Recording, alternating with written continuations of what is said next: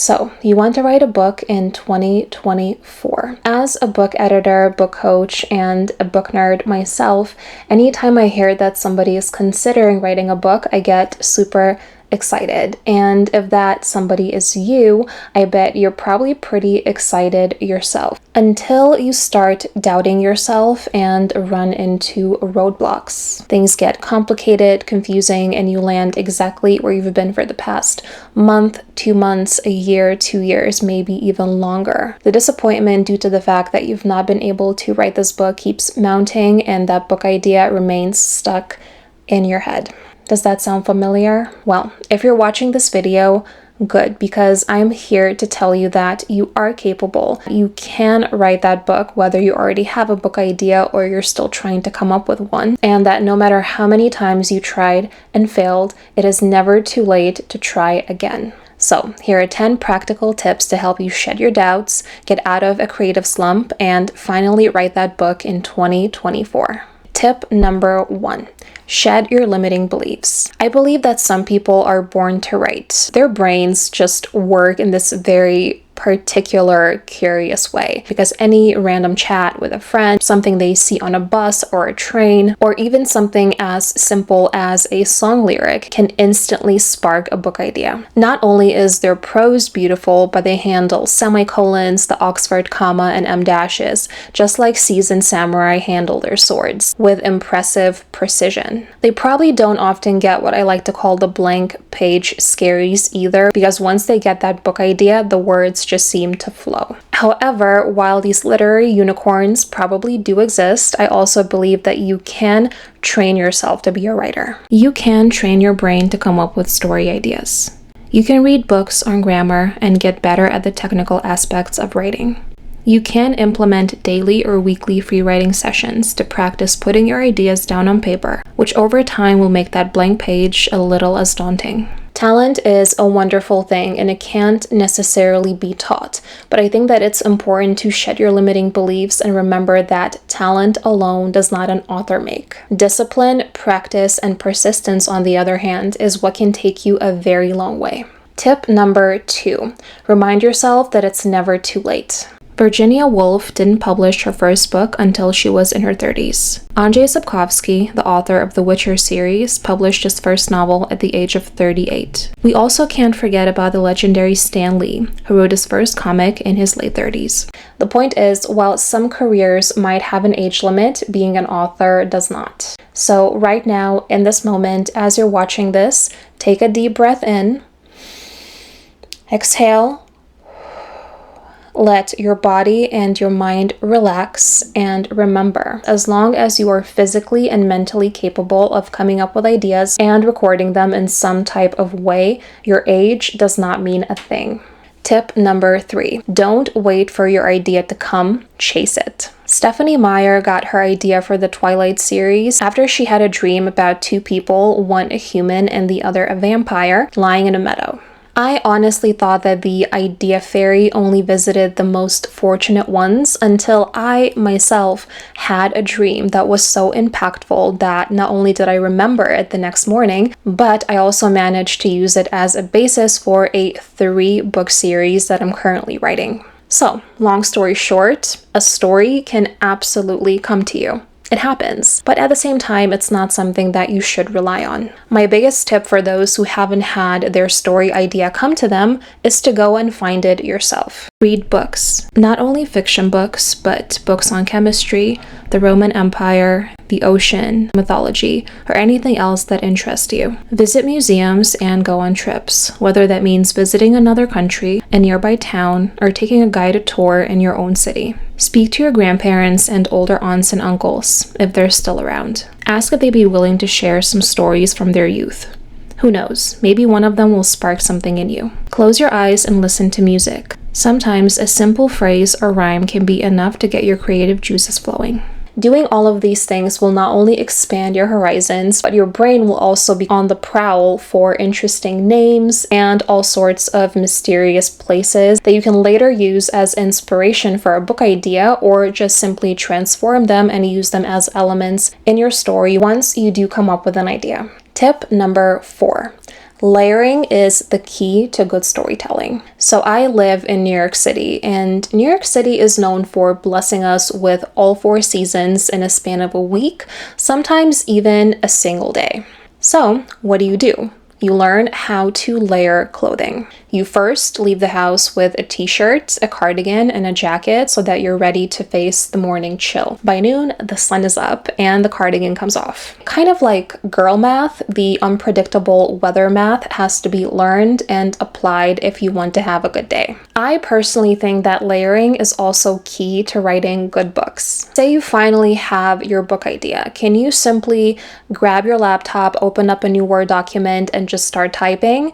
Sure, but the best stories out there are multidimensional. They have a central conflict that is supported by micro conflicts that can be introduced in a single chapter and be resolved by the end of it. Aside from your main characters, you probably also have supporting characters that help drive the story forward and make it feel more authentic and realistic. Then there are flashbacks, flash forwards, foreshadowing, themes, symbolism. The list honestly goes on, but whether you are a plotter, someone who tends to write following an outline, or a pantser, someone who writes without any outline, you can benefit from a good visualization session. Set a timer for 30 minutes. Lay down or sit down in a comfortable, quiet place. Put on a calming ASMR video, some instrumental or meditation music, or find a manifestation playlist on YouTube.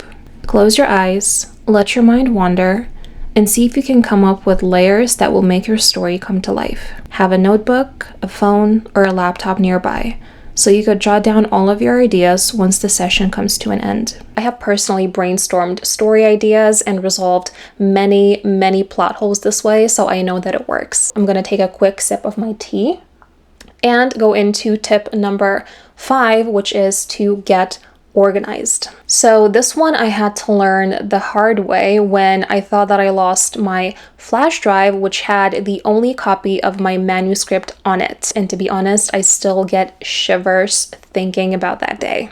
Writing a book and keeping all of the story beats, the characters' hair and eye colors, and the settings straight is one of the hardest things about writing a book. Yes, an editor can definitely help you down the line, but having a messy approach to note-taking and organization, that can make it 1000% harder to write the book, or it can make you stop writing altogether. Whether you outline and write by hand or prefer to use your phone, a tablet, or a computer, make sure that all of your notes, outlines, character sketches, and actual drafts are in one place. Doing so will help keep your brain from getting overwhelmed, and you'll most likely have an easier time sitting down to write, because anything you need to help you craft the story will be organized and easily accessible. Now, this part I have to emphasize because it is that important. Once you begin writing, always back up your files and save your outlines and drafts in multiple places. Keep a copy in a folder on your desktop. Save them on Google Drive or Dropbox, on a flash drive, and to be extra safe, print out hard copies. There's nothing worse or more discouraging than putting in countless hours of planning and writing, only for a computer to crash or the hard drive to completely give away, and for you to lose all of your hard work. So be proactive, save yourself the trouble and the tears, and back up your work and save it in multiple locations after every single writing session. I cannot stress how important that is. Tip number 6, make peace with the fact that your first draft will suck. It happens to the best writers. It's probably going to happen to you too, and you know what? That's okay. Maybe your first draft is off because you wrote it out of sequence and you're now missing key scenes. Maybe you wrote it without really worrying about punctuation or grammar. Perhaps your characters read a little flat, and perhaps one of them has a mole and it keeps moving from one cheek to the other in every other chapter. Let me be the one to tell you that while yes, it is going to have to be fixed, it is also completely normal. Take advantage of the special time and just let loose. Explore different ideas, try out different tenses and writing styles, see what works for you and for your story. Write, delete, rewrite, because at this point you don't have to be committed to anything aside from actually sitting down to write. Let the first draft be a somewhat wonky, slightly shaky initial foundation that you can then transform, strengthen, and also build on top of in the later stages. Tip number 7, the importance of self-editing. So, you wrote a first draft. Congratulations. Now take it, put it away, and forget that it even exists. I mean it. Unless you already have a literary agent or a publishing deal and are on a deadline, put away the notebook, close the Word document after backing it up first, and go do something else for a month. I suggest taking a break because you need time away from your story. Although the words come from your own brain and fingers, once you look at your writing with fresh eyes, you will be able to see it the way a reader would see it. It's more likely that plot holes and inconsistencies will jump out at you. Clunky sentences will stand out. Some of the choices your characters make will probably not make sense anymore, but that's okay, because you or your editor can fix it. This is where self-editing comes in. As a professional editor, I'm here to say, before you pay anyone any money, give yourself a chance to polish the story to your best ability. Whether it takes 2, 3, or 6 more drafts, mold the story until you're happy with how it flows and reads on the page. Taking some extra time to brush up on grammar and punctuation rules and self-editing can also save you some serious money if you do end up hiring a professional editor down the line. Although most of us charge based on word count, the state of the manuscript can also contribute to the quote you end up getting. Make it easier on not just your editor, but also on your wallet by self-editing first. Tip number 8, hire a book editor. Or a few. You wrote a first draft. You silenced that annoying little voice in your head telling you that your writing sucks, and revised. A few drafts later, you're pretty happy with how it turned out, but you know that it could be better, more fun, more exciting, more emotional. If you're writing spicy romance, perhaps more steamy. You want to maximize the impact of all of your ideas and words, and you've done everything you can to get as close to your vision as possible, but you're not quite there and you need help. This is where a book editor comes in. I'm not going to go into detail about all of the various issues different editors tackle here, but I can definitely make a separate video on that. But this is the usual sequence. You start with developmental editing, then you move on to line and copy editing, and then you finish off with proofreading. Some editors offer all 4 types of editing, while some specialize in one or a couple.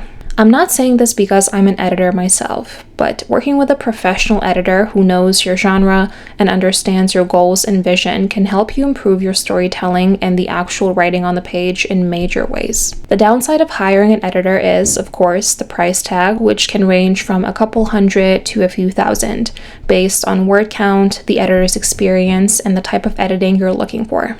Hiring somebody to help you can be a significant financial investment, but it can also mean the difference between an agent rejecting your book because it's poorly written versus asking to see more pages and maybe even offering representation. You can absolutely find an editor that specializes in your genre and is within your budget. Whether you go with a pricier or a more affordable editor, I suggest always asking for an editing sample and making sure that your communication styles align before you sign a contract and send over that booking fee. Tip number 9. Take advantage of freebies. Editing services can be pricey, but that does not mean that you can't get extra help on a budget that's either extremely limited or non-existent. Editors that are just starting out often offer free editing services to gain experience.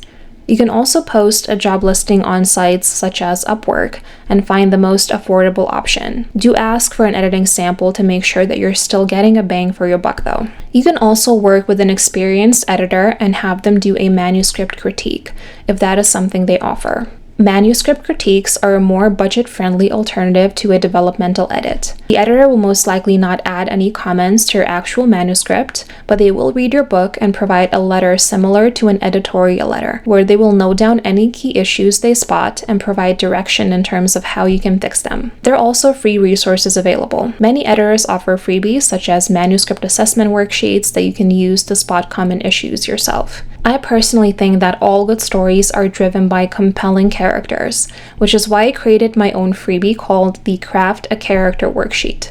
It is a comprehensive list of questions that will help you craft well-rounded and memorable characters your readers will want to get to know. You can access the freebie by clicking the first link in the description box below. Tip number 10. Last but not least, do not let imposter syndrome get in the way of your dreams. The belief that you're not good enough to achieve your dreams, or even worse, that you don't deserve to, is also known as imposter syndrome. Have you experienced this maybe once or twice, maybe even more times? I sure have. As a book coach and editor, my job is to suggest changes and different approaches. So this, right here, is the only exception. And I'm taking this opportunity to tell you to ignore imposter syndrome whenever it flares up. Some of your favorite authors faced multiple rejections before getting an agent and securing a publishing deal. Many of them wrote 1, 2, maybe even 5 books before writing the book that readers praise on TikTok and take aesthetic photos of to later post on Instagram. Whether you're still trying to come up with an idea that excites you, you just completed your first draft and it's not where you want it to be, you got pages upon pages of comments from your editor and are now stuck in revision hell, or you sent out your first query letters and have already gotten a few rejections. Remember this: you deserve to create and reach your goals as much as the next person. Instead of seeing critiques and setbacks as failures, see them as matches that light a fire under you. Get inspired to learn, to try, to fail, and to try again until you see improvements, because I'm telling you, you will. The world always craves news stories. Whether your book ends up on a shelf at Barnes & Noble, does super well online, or simply sits in your drawer and acts as a personal reminder that you can reach your goals if you put your mind to it. Do not let imposter syndrome keep you from sharing your stories with those who want them, or maybe even need them.